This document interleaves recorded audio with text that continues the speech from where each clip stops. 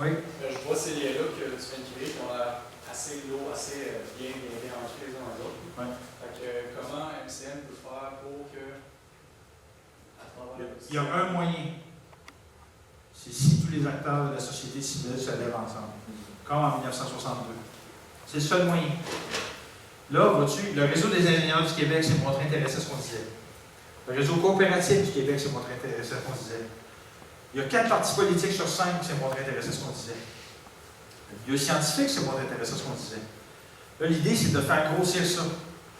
Quand la CSN et la CSQ s'intéressent, plus on va faire grossir cette coalition-là, plus on va la rendre instoppable, plus ça va être facile. Au moment où on se parle, on ne peut pas. Mais dans 1 an, dans 2 ans, si notre coalition est devenue assez grosse, là, on va être capable. Dites-vous une chose, hein? En 1930, quand les Mexicains ont fait la révolution, ils ont fait une chose très intelligente. C'est qu'ils ont mis dans leur constitution que les hydrocarbures appartenaient au peuple mexicain.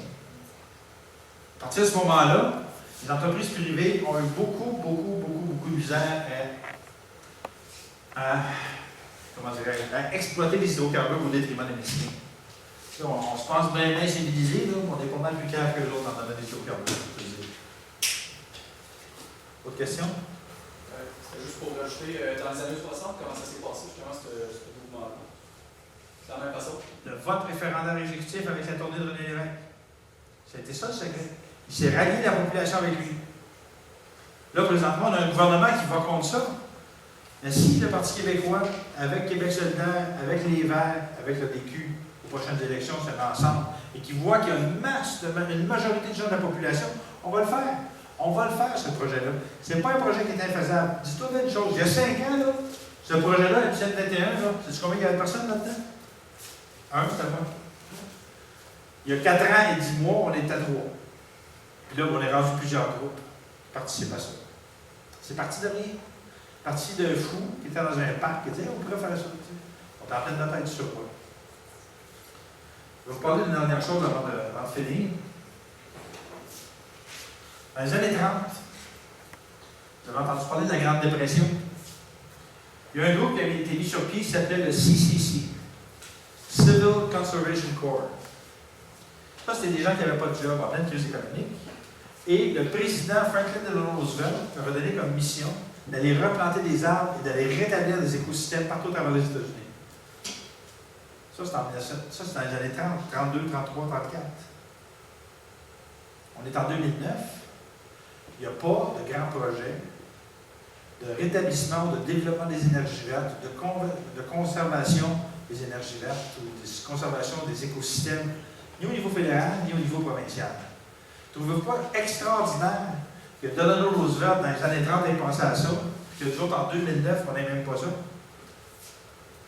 Si lui a été capable de le faire dans les années 30, nous autres, on est capable de le faire certainement en 2009. Ça s'est vu dans le passé, ça s'est fait, puis ça a été un succès extraordinaire. Vous avez certainement vu le vidéo, l'homme qui plantait des arbres. Bon. Parce que Franklin Delano Roosevelt avait demandé aux gens, c'est qu'il soit des dizaines de milliers d'hommes qui plantent des arbres. Ça a changé le cours des écosystèmes américains. Ça, les gens ne s'en souviennent pas.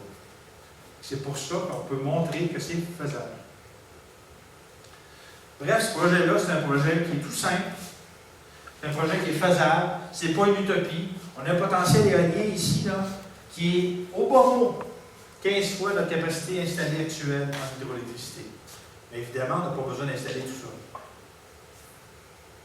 Si on était malade mental, on pourrait fournir l'Amérique du Nord au complet en énergie verte. Mais on fuckerait nos écosystèmes.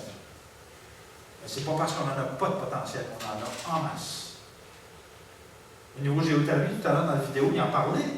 Tout ce qui se fait ailleurs, que ce soit en Suède ou même au Manitoba, chez nos voisins, ils en installent 20 fois plus que nous autres. On peut le faire, ça. Et c'est faisable, et c'est pas plus cher que ce qui se fait à l'heure actuelle.